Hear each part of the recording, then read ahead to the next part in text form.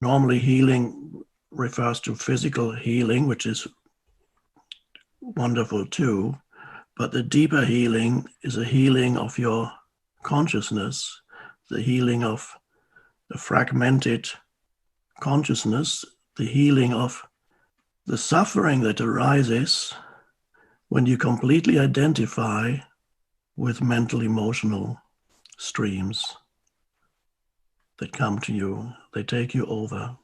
So then you identify with every mental positions, and you derive your sense of self from your position, and the other becomes the enemy.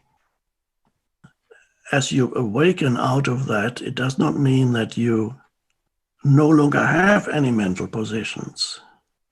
You continue to have certain views, for example, with regards to the political situation or the social situation. You have certain views, and that's fine.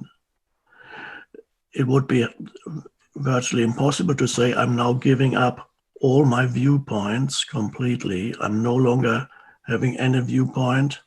You can't do that, but you can recognize a mental position as a mental position without deriving your sense of self from it.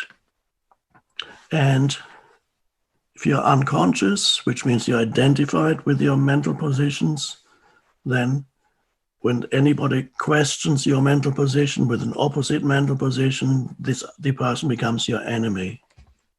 So the answer is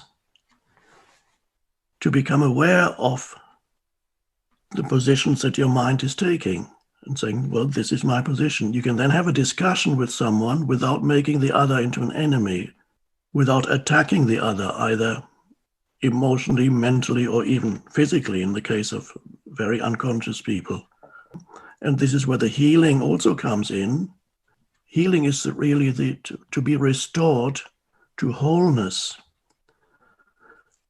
not to be fragmented and lose yourself in the fragmentation of your mind.